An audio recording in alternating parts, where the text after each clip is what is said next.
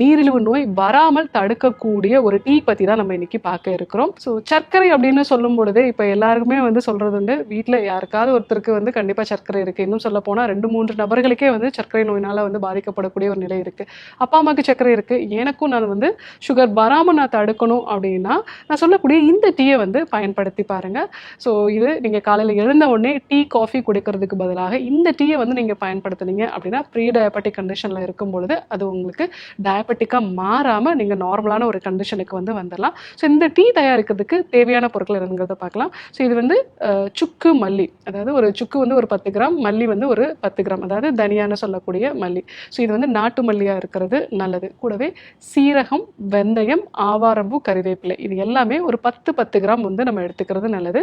So இல்லைனா இது அதாவது வெந்தயம் வந்து 1 டீஸ்பூன், சீரகம் 1 டீஸ்பூன், மல்லி வந்து 1 டீஸ்பூன், சுக்கு வந்து ஒரு சின்ன துண்டளவுக்கு தோல் சீவிட்டு எடுத்துட்டு அது கூட 1 கைப்பிடி அளவுக்கு ஆவாரம் பூ உலர்ந்தது, 1 கைப்பிடி அளவுக்கு உலர்ந்த கறிவேப்பிலை. ஸோ இது கூட வந்து நீங்கள் இது எல்லாத்தையுமே ஒரு 10 கிராம் ஈக்குவல் குவான்டிட்டி வந்து நீங்கள் எடுத்துக்கிட்டீங்க அப்படின்னா இதை வந்து நீங்கள் பொடி பண்ணி வச்சுட்டு கூடவே இதுக்கு 2 மடங்கு, ஸோ இதெல்லாமே வந்து ஒரு டீஸ்பூன் நீங்கள் எடுத்துக்கிறீங்க, அதாவது 10 கிராம் அளவுக்கு நீங்கள் வந்து எடுத்துக்கிறீங்க அப்படின்னா ஸோ 20 கிராம் அளவுக்கு மஞ்சள், ஸோ மஞ்சள் கூட நெல்லி வற்றல், அதாவது உலர்ந்த நெல்லிக்காய், ஸோ பெரிய நெல்லிக்காய், இதை வந்து நீங்கள் ஒரு 2 மடங்கு எடுத்துக்கணும். ஸோ இதை வந்து எல்லாத்தையுமே வந்து நீங்கள் பொடி பண்ணி வச்சுக்கிறது நல்லது. ஸோ இந்த பவுடரை காலையில் வெறும் வயிற்றில் 1 டீஸ்பூன் அளவுக்கு நல்லா ஒரு 200 ml தண்ணீரோட சேர்த்து கொதிக்க வச்சு வடிகட்டி இதை வந்து காலையில் வெறும் வயிற்றில் நீங்கள் எடுத்துக்கிறது நல்லது. ஈவினிங் டைம்லையும் வந்து இது எடுத்துக்கலாம். ஸோ இந்த டீ எடுத்துக்கும் பொழுது உங்களுடைய செரிமான சக்தி வந்து இம்ப்ரூவ் ஆகும்.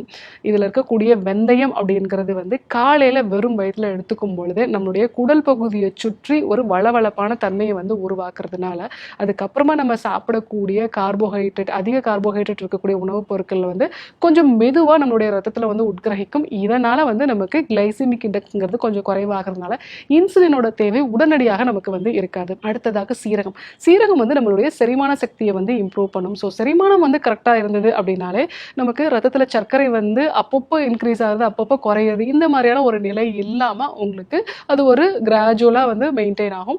ஸோ அதே மாதிரி சுக்குக்கு மிஞ்சின மருந்து இல்லைன்னு சொல்லுவாங்க. சுக்கு வந்து நமக்கு செரிமான சக்தியை வந்து இம்ப்ரூவ் பண்ணும். அது மட்டும் இல்லாமல் இன்ஃப்ளமேஷனையும் வந்து குறைக்கக்கூடிய தன்மை இருக்கிறதுனால இது வந்து நம்மளுடைய உடம்புல இன்சுலினோட ரெசிஸ்டன்ஸை வந்து குறைக்கும். அடுத்ததாக தனியா, அதாவது மல்லி, ஸோ இது வந்து பித்தத்தை குறைக்கக்கூடியது, அதே மாதிரி செரிமான சக்தியும் வந்து இம்ப்ரூவ் பண்ணக்கூடியது. நிறைய சர்க்கரை நோயாளிகளுக்கு மன அழுத்தம் இருக்கிறது, இதனால உடம்புல வந்து பித்தம் அதிகரிக்கக்கூடிய ஒரு நிலை, செரிமான கோளாறுகளோட வந்து இருப்பாங்க. ஸோ நெஞ்செரிச்சல் இந்த மாதிரியான பிரச்சனைகள் இருக்கிறவங்க இந்த தனியா வந்து நம்ம டீயா வந்து எடுத்துக்கும் போது அது வந்து நமக்கு பித்தத்தை வந்து குறைக்கும். அதே சமயத்தில் ஸ்ட்ரெஸ் மாதிரியான பிரச்சனைகளையும் வந்து இது குறைக்கக்கூடிய ஒரு வாய்ப்பு இருக்குது.